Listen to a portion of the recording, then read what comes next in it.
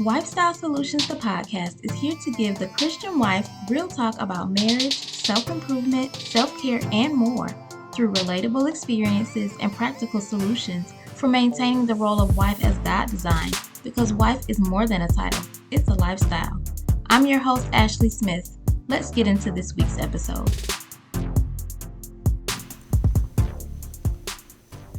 Hey, Wife Tribe. Thank you for joining me for this week's episode. The one thing that's killing your marriage. Have you ever heard or said, I'm not in love anymore? He doesn't do this anymore. He doesn't do that anymore. Or, I'm just not happy. So what do all these things boil down to? Someone saying that they're not in love, their spouse doesn't do what they used to do, or they're just not happy.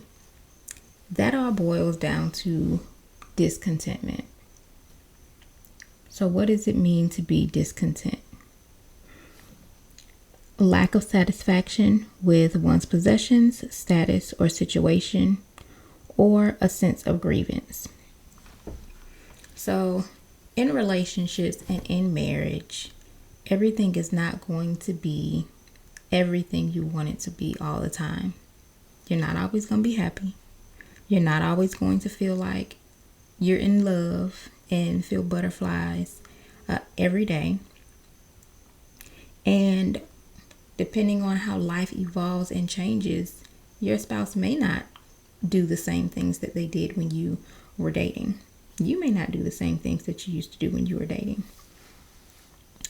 So how did we get to this place of being discontent in our relationships and in our marriages?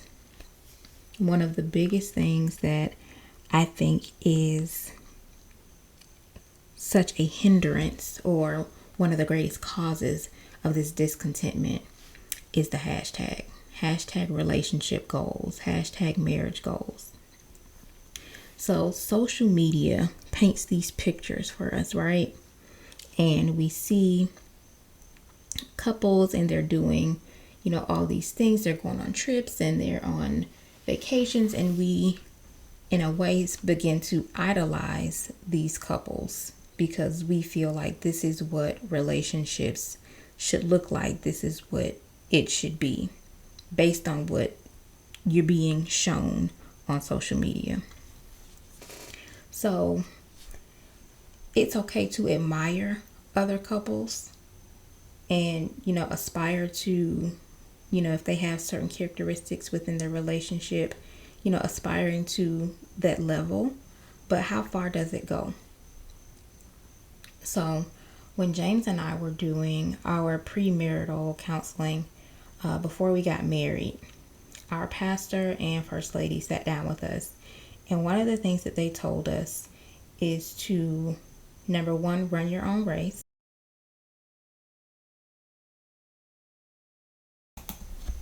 And two, don't window shop the lives of other people. So what that translated for me was basically, you're going to see other people doing a whole lot of things in your life and in your marriage, especially early in your marriage when you are just learning how to function as a unit and as a couple. You may not be able to do everything that everyone else does, and that's okay. But what you have to do is focus on you and your relationship, and just like they said, run your own race. You're not in competition with anyone else. It's you and your spouse, and your marriage is your marriage. Your relationship is your relationship, and it's what you make it. Window shopping the lives of others is going to lead you to envy, jealousy, fear of missing out. And it's like, what are you missing out on? Yeah, you may, see some things that you feel like you want to do, you want to experience, but who's to say that you can't? And who's to say that your marriage is in an irreparable state just because you're not able to do what you want to when you want to? So I'm going to throw a couple of cliches out here, and then we're going to talk about them a little bit. So the first one that I know you've heard and you're tired of hearing is the grass is greener on the other side. So that could be true. But you have to think about the whole scenario. You're looking from a distance, right? You're on the outside looking in. So looking at this grass, first of all, is it real? What kind is it? How much of an investment was it up front? Is it side? Did we have to get grass seed? How much blood, sweat, and tears did these people have to put into getting this lawn to look the way that it does? How much maintenance is it on a regular basis? You see the outside of it, but you don't see what's really going on. Another way that church people might say it is, you want my glory, but you don't want my story. So we see relationships and we see how people present themselves, and we see what relationships look like on the outside, but we have no idea what people really go through day to day, and the ins and outs of their relationship and what it really takes to make it work and to function the way that it does.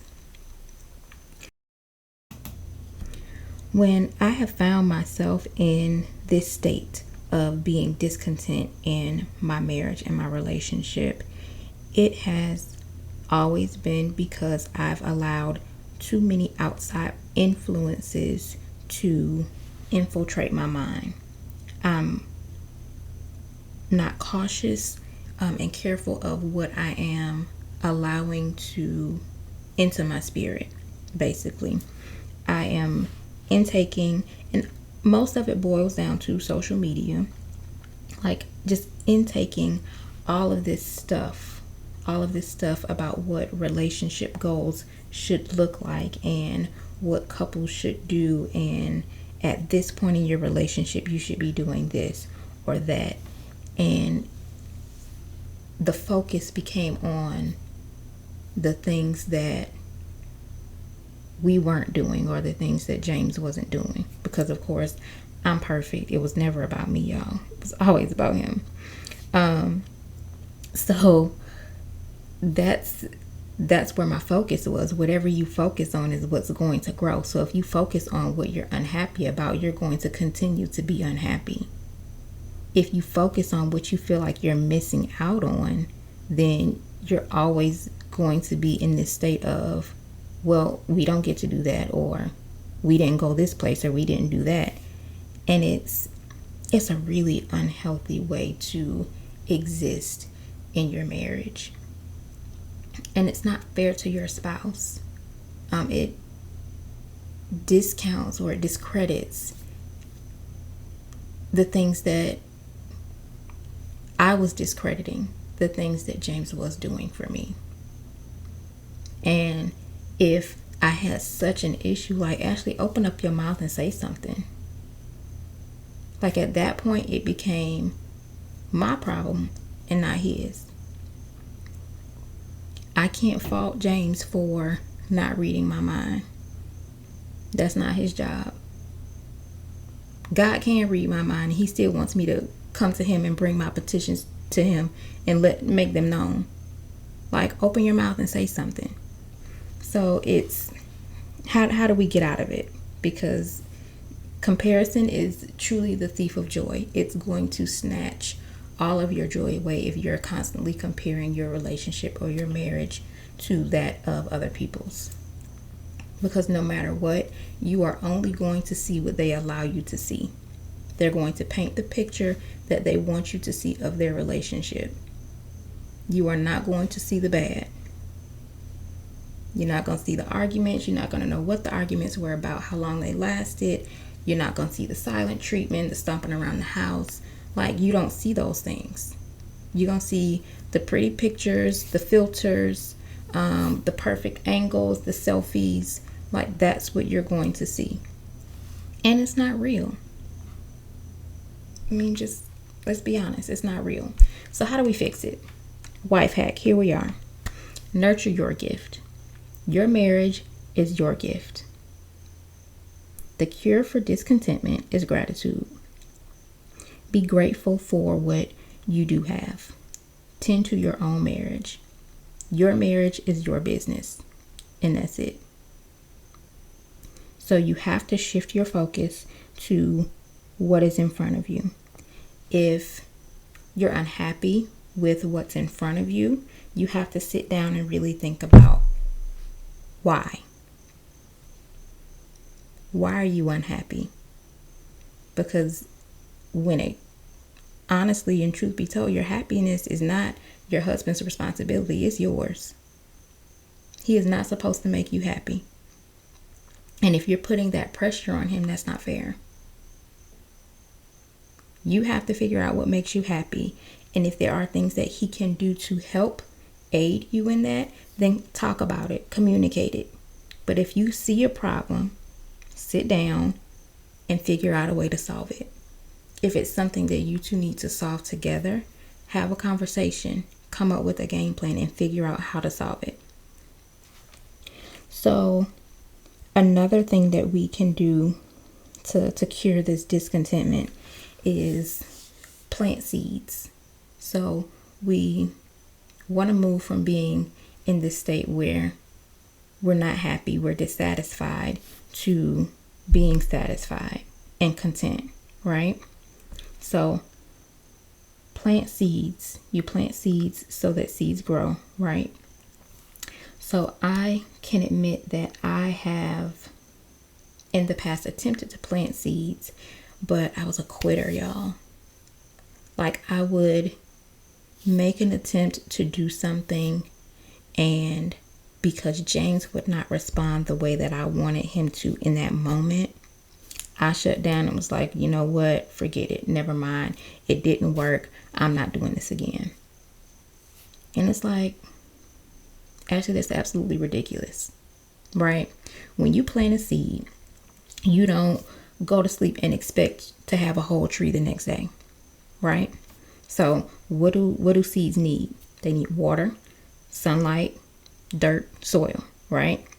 So it's your responsibility to nurture the seeds. Your marriage, you want to grow this tree, this strong tree of marriage, right? So the care and attention that you give to that tree, to the seed, when it's in the seed state. So whatever the seeds are that you want to see, if it's happiness, if it's joy, if it's peace, whatever those seeds are that you're planting for your marriage, you got to nurture them. You got to tend to them. Half the time, like, you got to put it in dirt and soil. So it's not going to be pretty in the beginning. You got to get your hands dirty. And you got to be consistent. You got to be consistent. Like, one day of putting some water on the seed is not going to get it. It's not going to grow. One day of changed behavior or making an effort, you're not going to see the results that you want to see. Hand raised, Ashley, talking to myself. Like, you're not going to see it. So I can't be upset if I'm not seeing the results that I want to see, if I'm not putting the effort in to really make a change. If I really want to see something different in my marriage, then I can commit to saying, you know what, I'm going to do it. I can't make my happiness or me being content in this marriage solely James's responsibility, because I'm in the relationship too. If I want to go on different dates or more dates, then I can plan them. Nothing wrong with that. Take the initiative. You might be tired of taking the initiative. Hey, it's okay. What's the goal? What's the goal? You want to be strong, right? You plant the seeds, you want a tree, you want deep roots. It's going to take time. It doesn't happen overnight. You got to allow you and your husband to grow together. You got to allow each other to grow together. So nurture it, plant the seeds, water it, give it sunlight, get your hands dirty. Tend to it, make sure that you're doing what you're supposed to do. But one day, one time is not going to produce the fruit that you want to see from the tree of your marriage. Don't put your marriage or God into a box. It's not going to work. Like, God is too big for that. The things that God really desires for marriage to be can't be contained in whatever is in our minds. Like, God designed marriage to be amazing and beautiful and great. And I truly believe that we all can have that. But we got to change our mindsets. Society plants such negative seeds about marriage, and people don't have the fortitude to just stick with it, or the mindset to like keep going. It's like when they get to that, oh, I'm not in love anymore, they want to quit.